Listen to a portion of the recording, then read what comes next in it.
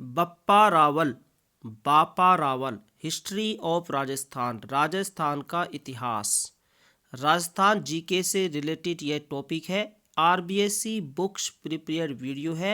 आपसे रिक्वेस्ट है कि आप पूरा वीडियो जरूर देखें और वीडियो अच्छा लगे तो लाइक एंड शेयर भी करें। मैं निरंजन कुमार, अध्यापक, राजकीय उच्च माध्यमिक विद्यालय में कार्यरत हूँ। यदि आप पहली बार मेरे चैनल पर हैं तो प्लीज़ मेरे चैनल को सब्सक्राइब जरूर करें।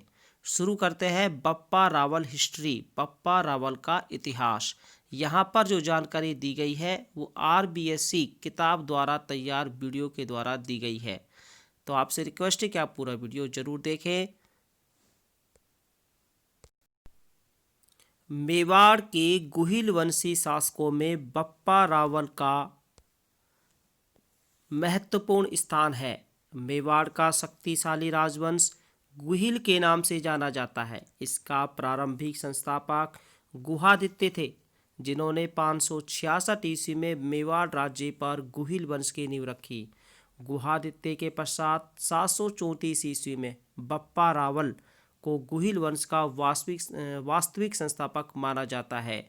बप्पा रावल का जो इतिहास है 713 से 810 ईस्वी माना गया है और मेवाड़ के गुहिल वंशी शासकों में बप्पा रावल का महत्वपूर्ण स्थान माना जाता है। मेवाड़ का शक्तिशाली जो राजवंश है ये गुहिल के नाम से जाना जाता है। इसका प्रारंभिक संस्थापक कौन थे? गुहादित्य थे, जिन्होंने 566 ईस्वी में मेवाड़ पर गुहिल वंश की नींव रखी थी। लेकिन वास्तविक संस्थापक यदि पूछा जाता है तो गुहिल वंश का वास्तविक संस्थापक यह बापा रावल या बप्पा रावल थे। मेवाड़ के गुहिल वंशी शासकों में बापा या बप्पा रावल का महत्वपूर्ण स्थान है। बप्पा रावल का बचपन मेवाड़ के एक लिंग जी के पास नागदा में व्यतीत हुआ। बप्पा रावल का जो बचपन बीता था वो नागदा के पास एक लिंग जी के पास व्यतीत हुआ था। नागदा के जंगलों में ही गाय चराते हुए बापा का संपर्क हारित राशि नामक ऋषि से हुआ। इतिहास से हमें पता चलता है कि बापा रावल जब जंगलों में गाय चरा रहे थे तो इनका संपर्क हुआ था हारित राशि नामक ऋषि से। और हारित राशि ऋषि ये पाशुपत लकुलीश मत में दीक्षित एक सन्यासी थे। बापा रावल ने हारित राशि ऋषि की बहुत सेवा की। उसकी सेवा से प्रसन्न होकर हारित राशि ने बापा को उसी तरह शिक्षित और प्रशिक्षित किया जिस तरह चाणक्य ने चंद्रगुप्त को किया था। और हारित राशि ने बापा को यह वरदान भी दिया कि तुम मेवाड़ के शासक बनोगे और मेवाड़ पर तुम्हारे वंशजों का हमेशा शासन रहेगा। हारित राशि ने बापा की आर्थिक सहायता भी की और यह भी वरदान दिया कि तुम्हारा संबोधन रावल होगा। तो ये जो संबोधन दिया गया था रावल का, ये हारित राशि ने दिया था और हारित राशि ने बापा की आर्थिक सहायता भी की थी। चित्तौड़ का जो मजबूत दुर्ग था उस समय तक मौर्य वंश के राजाओं के हाथों में था। परंपरा से ये प्रसिद्ध है कि हारित राशि ऋषि की कृपा से बापा ने मान मौर्य को मारकर इस दुर्ग को हस्तगत किया। ये इतिहास से पता चलता है कि हारित राशि ऋषि की ने जो वरदान दिया था कि तुम शासक बनोगे, उसकी कृपा से बापा ने मान मौर्य शासक को मारकर चित्तौड़ के दुर्गों को हस्तगत किया है, चित्तौड़ के दुर्गों को जीता।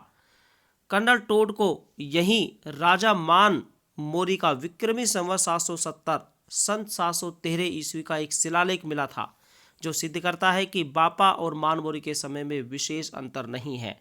यहीं पर कर्नल टोड को राजा मान मौर्य का विक्रमी संवत 770 ईस्वी का एक शिलालेख मिला था, जो ये सिद्ध करता है कि बापा रावल और मान मौर्य के समय में विशेष अंतर नहीं है। उस समय अरब सेना का भारत पर आतंक था।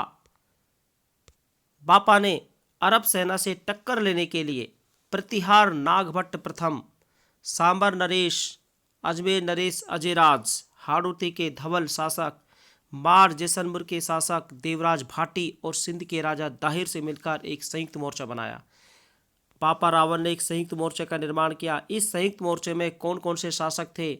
इसमें प्रतिहार नागभट्ट प्रथम, सांबर और अजमेर नरेश अजयराज, हाड़ौती के धवल मान या जैसलमेर के शासक देवराज भाटी और सिंध के राजा दाहिर, इन्होंने मिलकर एक संयुक्त मोर्चा बनाया। इस संयुक्त मोर्चा और अरब की खलीफा शक्ति के बीच में जबरदस्त टक्कर हुई और इन्होंने अरब की खलीफा शक्ति को आगे धकेल दिया। इस संयुक्त मोर्चे ने मोहम्मद बिन कासिम को भी पराजित किया और सिंध को मुक्त कराकर इस संयुक्त मोर्चे की सेना ने इराक, ईरान और खुरासान तक प्रदेश जीत लिया था। बापा रावल ने धर्मांतरित हुए लोगों को पुनः हिंदू बनाया। यहाँ पर अन्य जानकारी प्राप्त करेंगे। फतुहुल बलदान नामक अरबी ग्रंथ का लेखक बताता है कि भारत में पुनः मूर्ति पूजा प्रारंभ हो गई। सोने का सिक्का भी जारी किया, इसके बारे में आगे पढ़ेंगे। बप्पा रावल मेवाड़ राज्य में गुहिल राजपूत राजवंश के वास्तविक संस्थापक थे और बप्पा रावल को काल भोज या काल भोजादित्य के नाम से भी जाना जाता है। ये भी इम्पोर्टेंट बात है। तो धर्मांतरित हुए लोगों को पुनः हिंदू बनाया। फतुहुल बलदान नामक अरबी ग्रंथ का लेखक बताता है कि भारत में पुनः मूर्ति पूजा प्रारंभ हो गई थी और बप्पा रावल ने सोने का सिक्का भी जारी किया था। बप्पा रावल को गुहिल राजपूत राजवंश के वास्तविक संस्थापक माना जाता है मेवाड़ राज्य में, और बप्पा रावल को काल भोज या काल भोजादित्य के नाम से भी जाना जाता है। बात करते हैं अन्य महत्वपूर्ण जानकारी की। बप्पा रावल ने अपने राज्य की प्रशासनिक व्यवस्था को भी सुदृढ़ किया। इन्होंने अपनी राजधानी नागदा रखी तथा कई निर्माण कार्य भी कराए। उदयपुर के उत्तर में कैलाशपुरी में स्थित एक लिंग जी का मंदिर का निर्माण 734 ईस्वी में बप्पा रावल ने करवाया। इंपॉर्टेंट फैक्ट है, उदयपुर के उत्तर में कैलाशपुरी में एक लिंग जी के मंदिर का निर्माण करवाया था 734 ईस्वी में बप्पा रावल ने, और इसके निकट ही हारित राशि ऋषि का आश्रम भी है। आदि वराह मंदिर बप्पा रावल ने एक लिंग जी के मंदिर के पीछे बनवाया था। तो आदि वराह मंदिर का निर्माण भी ये बप्पा रावल ने करवाया था और इसका निर्माण एक लिंग जी के मंदिर के पीछे है। सोने का सिक्का भी चलाया। बप्पा रावल ने सोने का सिक्का चलाया था, जिसके बारे में अभी मैं आपको बताने वाला हूँ।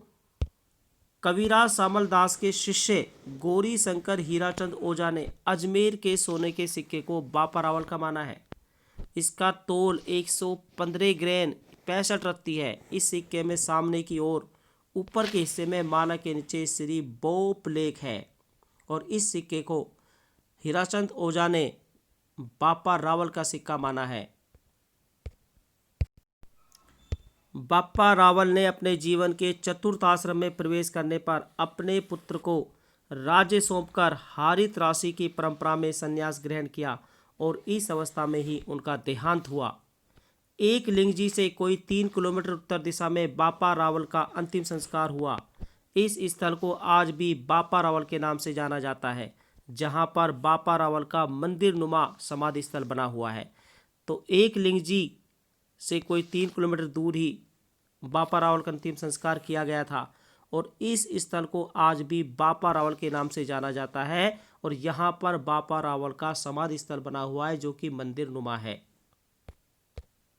विभिन्न शिलालेखों में वर्णन किया गया है जिनके बारे में हम जानकारी प्राप्त करेंगे। कुंभलगढ़ प्रशस्ति में बप्पा रावल को विप्रवंशीय बताया गया है। कुंभलगढ़ प्रशस्ति में बप्पा रावल को बताया गया है विप्रवंशीय। रणकपुर प्रशस्ति में बप्पा रावल और काल भोज को अलग अलग व्यक्ति बताया गया है। रणकपुर प्रशस्ति में क्या बताया गया है कि बप्पा रावल और काल भोज ये दोनों अलग अलग व्यक्ति थे। हालांकि आज के इतिहासकार इस बात को नहीं मानते हैं। कीर्ति स्तंभ शिलालेख की हम बात करें, इसमें बप्पा रावल का वर्णन मिलता है। कीर्ति स्तंभ शिलालेख में भी बप्पा रावल का वर्णन प्राप्त होता है। आबू के शिलालेख में बप्पा रावल का वर्णन मिलता है। आबू का जो शिलालेख है इसमें भी बप्पा रावल का वर्णन प्राप्त होता है। कर्नल टोड को 8वीं सदी का शिलालेख मिला जिसमें मानमोरी, जिसे बप्पा रावल ने पराजित किया था, उसका वर्णन मिलता है। कर्नल टोड ने इस शिलालेख को बाद में समुद्र में फेंक दिया था। कर्नल टोड को 8वीं सदी का एक शिलालेख मिला था जिसमें मानमोरी जिसे बप्पा रावल ने पराजित किया था, चित्तौड़ उसे छीना था, उसका वर्णन मिलता है। कर्नल टोड ने, जेम्स टोड ने इस शिलालेख को समुद्र में फेंक दिया था। इसके बाद हम विभिन्न मतों के बारे में चर्चा करेंगे। विभिन्न मत। डॉक्टरेट गोपीनाथ शर्मा ने बापा का स्थान मेवाड़ के इतिहास में अग्रणी स्वीकार किया है। डॉक्टर गोपीनाथ शर्मा बापा का स्थान मेवाड़ में अग्रणी स्वीकार करते हैं। इतिहासकार ओझा ने बापा रावल को एक स्वतंत्र, प्रतापी और विशाल राज्य का स्वामी बताया है। कर्नल टोड ने बापा को कई वंशों का संस्थापक व शासक के रूप में मान्यता प्रदान कर मनुष्यों में पूजनीय और अपनी कीर्ति से चिरंजीवी माना है। ब्रिटिश विद्वान चार्ल्स मार्टन ने लिखा है कि उसके सोरे के सामने अरब आक्रमण का ज्वार भाटा चकनाचूर हो गया। ब्रिटिश विद्वान चार्ल्स मार्टन ने क्या लिखा है कि उसके सोरे के सामने अरब आक्रमण का जो ज्वार भाटा है टकराकर चकनाचूर हो गया था।